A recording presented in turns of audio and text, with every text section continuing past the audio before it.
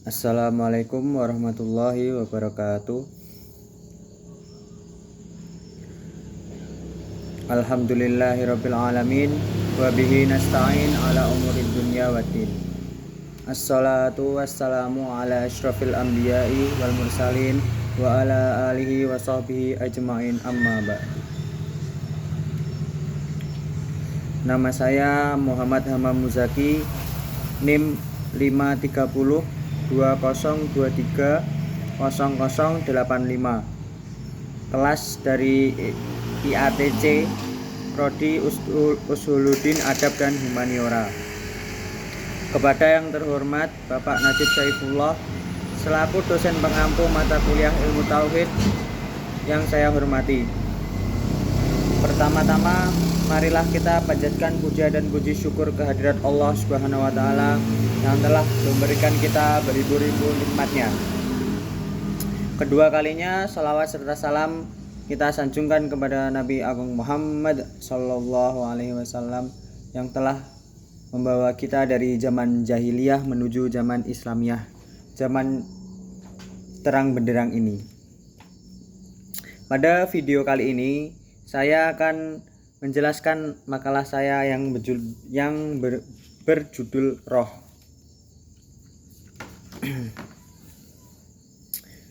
Latar belakang. Islam adalah agama yang diberhentikan keimanan dan perbuatan atau akidah dan syariat. Keduanya tidak dapat dipisahkan. Dalam Islam mengajarkan pedoman hidup yang baik dan benar sesuai dengan ajaran Rasulullah Shallallahu alaihi wasallam. Umat Islam dalam melaksanakan ibadah berpedoman pada Al-Quran dan hadis yang merupakan sumber ajaran Islam. Allah Maha Pencipta menciptakan makhluk hidup diantaranya manusia yang merupakan makhluk istimewa. Karena manusia diberikan suatu ruh, akal, dan pikiran dalam jasadnya, sehingga dapat menjadi khalifah di bumi ini. Penciptaan manusia dan seluruh jagat raya tentu tidak dengan sia-sia, pasti ada alasannya dan hikmah di balik penciptanya. Tiap-tiap yang berjiwa pasti akan merasakan mati. Begitu pula manusia. Setelah diberikan kehidupan di muka bumi, nantinya akan dikembalikan ke sisi Allah. Allah Maha Adil dan bijaksana. Kesempurnaan hanya miliknya, maka keadilan sejati hakiki adalah pada saat yaumul hisab, di mana akan dihitung amal baik dan buruknya.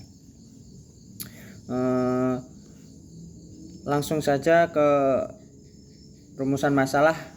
Terdapat 3, yaitu apa pengertian roh, yang kedua apa peran roh dalam kehidupan, yang ketiga bagaimana keadaan roh setelah meninggalkan jasadnya. Tujuannya adalah untuk mengetahui tentang apa itu roh, untuk mengetahui tentang peran roh dalam kehidupan, dan untuk mengetahui tentang keadaan roh setelah meninggalkan jasadnya. Lanjut, pengertian roh. Kata roh yang dalam bahasa Arab adalah ruh, adalah unsur non-materi yang ada dalam jasad yang diciptakan Tuhan sebagai penyebab adanya kehidupan. Para ulama berbeda dalam mengartikan kata ruh. Menurut Al-Qushairi, ruh adalah jism yang halus bentuknya, sebagaimana malaikat, setan, yang merupakan tempat akhlak terpuji. Dengan demikian, ruh berbeda dengan nafs dari sisi potensi negatif dan positif.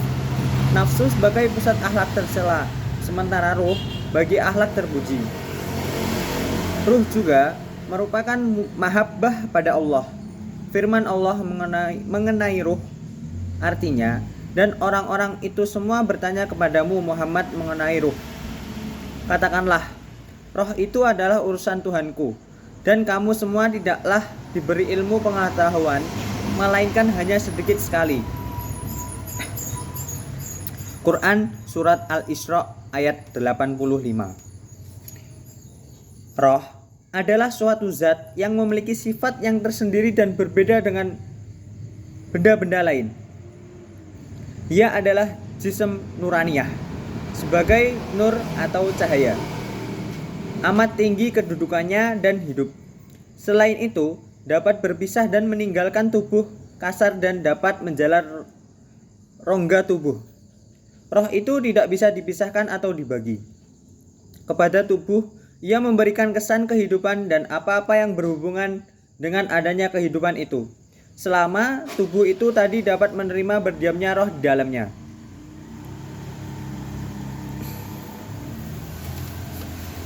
Sering orang cenderung salah mengartikan antara jiwa dan ruh. Kata jiwa dalam Quran adalah al-nafs dan ruh dalam Quran adalah al-ruh. Menurut Ibnu Qayyim al-Jauziyah, ruh dan jiwa adalah satu substansi yang sama. Hanya saja yang membedakannya adalah sifatnya. Ruh bersifat lauhutiyah atau ketuhanan dan jiwa bersifat nasutiyah atau kemanusiaan. Mengutip disertasi Abdul Mujib tentang ruh yang ditinjau dari segi psikologi, maka ruh adalah substansi tersendiri yang dapat berdiri sendiri dari jasad. Sedangkan jiwa adalah gabungan antara ruh dan jasad sehingga bisa mendapatkan penghidupan. Hal ini sesuai dengan Quran surat Ali Imran ayat 185, kullu nafsin dha'iqatul maut, yang artinya seorang yang berjiwa atau mempunyai nafs, yaitu gabungan antara jasad dan ruh, maka ia akan menemui kematiannya. Ya, seperti itu tadi pengertian dari ruh. Lalu lanjut ke pembahasan kedua, yaitu peran ruh. Dalam agama Islam, peran ruh adalah konsep yang penting. Roh manusia disebut ruh dalam Islam dan dipercaya sebagai ciptaan Allah Subhanahu wa ta'ala.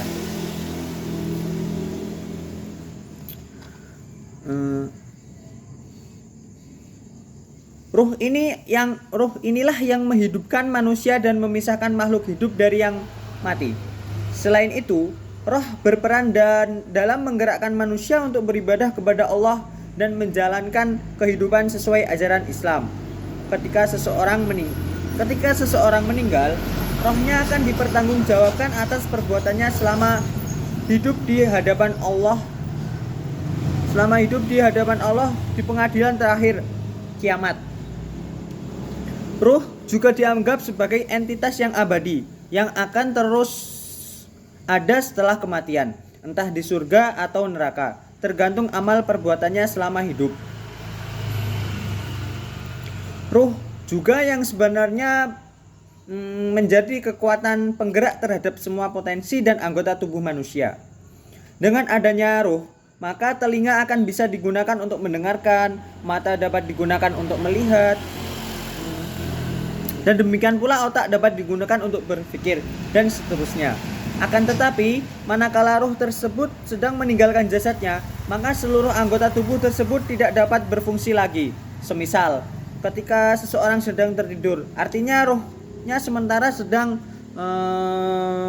meninggalkan jasadnya, maka mata yang dimilikinya tidak bisa digunakan untuk melihat, pendengaran tidak bisa digunakan untuk mendengar, dan otaknya tidak dapat digunakan untuk berpikir. Dan bahkan seluruh anggota tubuhnya tidak akan bergerak dan juga tidak berfungsi. Lebih jauh lagi, ketika seseorang meninggalkan jasadnya untuk selama-lamanya, maka secara fisik kehidupannya sudah berakhir. Jasad yang bersangkutan harus segera dikuburkan. Apa saja yang ada pada badan orang dimaksud sudah tidak akan berfungsi lagi disebabkan ruhnya sedang meninggalkannya. Mungkin dalam teknologi modern saat ini, manusia dapat diumpamakan sebagai komputer, yaitu selalu berdiri atas hardware dan software. Ketika sebuah komputer tidak tersedia, ketika sebuah komputer tidak tersedia softwarenya, maka tidak akan memiliki arti apa-apa. Ruh atau sebagai software memiliki jangkauan yang lebih luas. Keberadaannya tidak terlihat, namun selalu menjadi penentu dalam kehidupan manusia.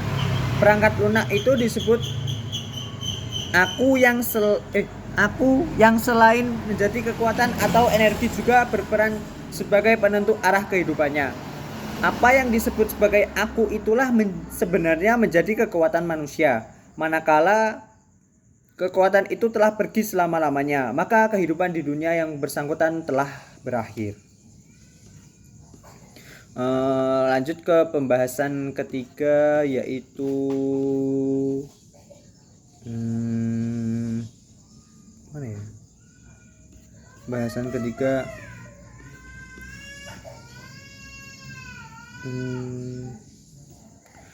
keadaan roh setelah meninggalkan jasadnya.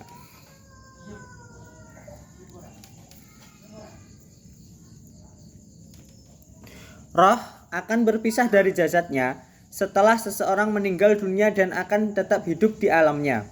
Ada sejumlah pendapat mengenai keberadaan roh setelah meninggal hingga hari kiamat tiba. Secara umum, keberadaan roh orang yang meninggal dunia terbagi dalam dua keadaan, yakni roh orang mukmin yang dirahmati Allah Subhanahu wa taala dan roh orang kafir yang mendapat murka dari Allah Subhanahu wa taala. Disebutkan dalam Ar-Ruh lil Ibni Qayyim, karya Ibnu Qayyim al-Jauziyah. Ada golongan yang berpendapat bahwa roh orang mukmin berada di sisi Allah di dalam surga, entah itu syuhada atau bukan, selagi mereka tidak dicegah masuk surga karena dosa besar dan hutang. Namun Allah Subhanahu wa taala bisa merahmatinya. Ini merupakan pendapat Abu Hurairah, Abdullah bin Umar dan lainnya. Golongan lain berpendapat orang-orang mukmin ini berada di serambi surga, tepatnya di ambang pintunya. Mereka juga mendapatkan kenikmatan dan rezeki dari surga itu. Adapun juga yang berpendapat mereka di sebelah kanan Nabi Adam alaihissalam di surga. Pendapat yang menyebut roh orang-orang mukmin berada di surga ini bersandar dengan firman Allah yang artinya, jika dia orang yang mati termasuk yang didekatkan kepada Allah, dia memperoleh ketentraman, rezeki, dan surga yang penuh kenikmatan. Quran Surat Al-Waqiah ayat 88-89. Golongan ini juga berhujjah dengan firman Allah yang artinya, wahai jiwa yang tenang, kembalilah kepada Tuhanmu dengan ridho dan diridhoi. Lalu masuklah ke dalam golongan hamba-hambaku dan masuklah ke dalam surgaku. Quran Surat Al-Fajr ayat 27 sampai ayat 30. Sementara itu, roh orang-orang kafir setelah meninggal dunia akan berada di neraka. Pendapat lain menyebut roh orang yang termasuk golongan ini berada di Burhut, Hadratul Maut. Menurut riwayat Ibnu Mandah dari Hamad bin Salamah, dari Ali bin Yazid, dari Yusuf bin Mahram, dari Ibnu Abbas, dari Ali bin Abi Thalib, Burhut merupakan sebuah lembah yang paling dibenci di bumi. Sebagaimana dikatakan, lembah yang paling dibenci di bumi adalah sebuah lembah di Hadratul Maut yang disebut Burhut. Yang di sanalah orang-orang kafir ditempatkan. Di sana juga terdapat sumur yang airnya mengalir di sungai dan berwarna hitam. Seakan-akan nanah yang menjadi tempat sembunyian binatang berbisa. Ka'at turut berpendapat, roh orang kafir berada di Sijin di bumi ketujuh, di bawah pasukan iblis. Merupakan pendapat orang salaf dan khalaf yang bersandar pada sabda Rasulullah SAW. Ya Allah, Ar-Rafiqul A'la. Roh orang-orang kafir yang ditahan di Sijin ini juga diriwayatkan Abu Syekh dari Hizyan bin Yusin, dari Abdullah bin Soleh. Juga diriwayatkan Abul Muhirah dari Abu Bakar bin Abu Maryam, dari Damrah bin Hubaib. Ibnu Qayyim al-Jauziyah menjelaskan lebih lanjut bahwa orang yang meninggal dunia akan berada di serambi kubur selama 7 hari sejak mayat dikuburkan, dan roh ini tidak akan meninggalkannya. Pendapat ini dikatakan oleh Mujahid.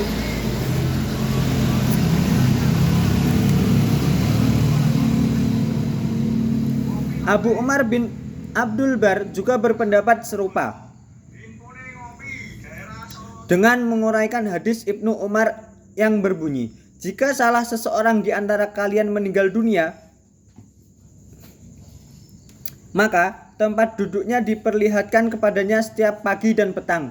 Jika dia termasuk penghuni surga, maka dia pun termasuk penghuni surga. Dan jika dia termasuk penghuni neraka, maka dia pun termasuk penghuni neraka. Dikatakan kepadanya, ini tempat dudukmu hingga Allah membangkitkanmu pada hari kiamat. Ibnu Abdul Bar mengatakan bahwa perkataan Ibnu Umar tersebut dijadikan bukti oleh orang-orang yang berpendapat bahwa roh orang yang meninggal dunia itu berada di serambi kubur. Menurut Ibnu Qayyim al-Jauziyah, ini merupakan pendapat Ibnu Abdul Bar yang paling benar karena hadis itulah yang paling baik dan lebih kuat. Ibnu Qayyim al-Jauziyah berpendapat apabila yang dimaksud dengan keberadaan roh di serambi kubur adalah waktu tertentu dan temporal. Sementara selanjutnya ia akan berada di tempat yang sudah ditentukan. Maka ini benar, tapi tidak bisa dikatakan bahwa tempat yang ditentukan bagi roh itu adalah serambi kubur. Wallahu a'lam.